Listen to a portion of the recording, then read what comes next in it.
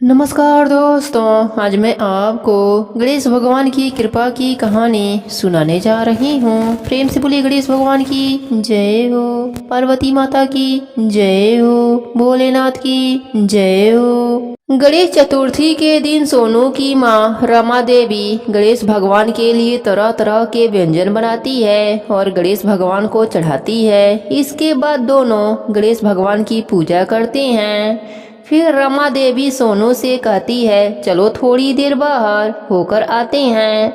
सोनू ने कहा, माँ मैं यह मोदक खाकर ही जाऊंगा। रमा देवी कहती है, नहीं बेटा, पहले गणेश भगवान आएंगे और भोग लगाएंगे, तब तुम आकर प्रसाद के रूप में खाना। फिर माँ बेटे बाहर चले गए और दरवाजा बंद कर दिया।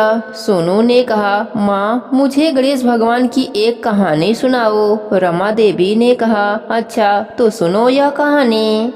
देवी पार्वती गणेश भगवान से बहुत प्यार करती थीं। एक दिन जब गणेश भगवान आकाश में घूम रहे थे तो किसी ने उनके लिए लड्डू और मोदक बनाए। गणेश भगवान को मिठाइयों की सुगंध आ गई। फिर क्या था, गणेश भगवान एक छोटे से बच्चे का रूप लेकर उस औरत के पास आए जो उनके लिए मिठाइयाँ बनाई थी।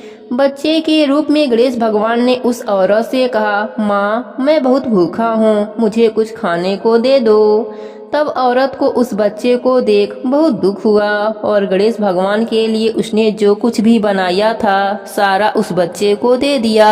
उसे देखकर बड़ा आश्चर्य हुआ कि उस बच्चे ने कुछ ही मिनट में सब कुछ चट कर लिया।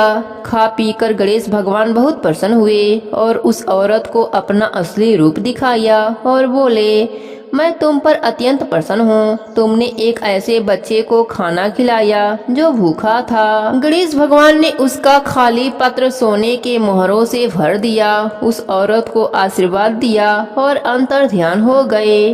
अब गणेश भगवान अपने निवास पर जाने लगे और अपने माँ के बारे में सोच रहे थे। इसी बीच चंद्रमा जी गणेश भगवान को देखकर हंसने लगे और बोले, गणेश जी आप इतना इतना खाएंगे तो आपका पेट और बाहर निकल जाएगा।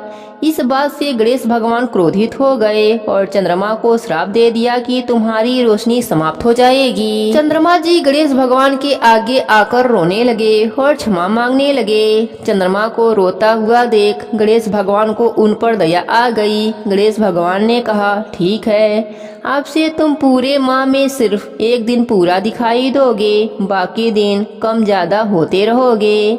यदि कोई मेरे जन्मदिन पर यानी भाद्रपद के गणेश चतुर्थी पर तुम्हें देख लेगा तो वह साल को कोसेगा। इतना कहकर गणेश भगवान अंतर ध्यान हो गए। रमा देवी ने कहा, अब तुमने कहानी सुन लिया। गणेश भगवान की कहानी जो भी कहता या सुनता है उसे गणेश भगवान का आशीर्वाद प्राप्त होता है। इसके बाद दोनों ने घर का दरवाजा खोला और अंदर गए। घर के अंदर बर्तन से मोदक और लड्डू गायब हो चुके थे और उनके जगह सोने के आभूषण आ गए थे।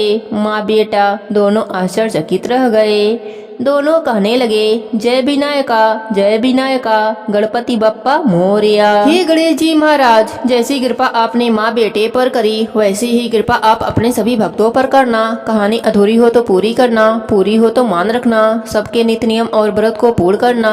प्रेम से बोलिए गणेश भगवान की जय हो, पार्वती माता की जय हो, भोलेनाथ की जय हो।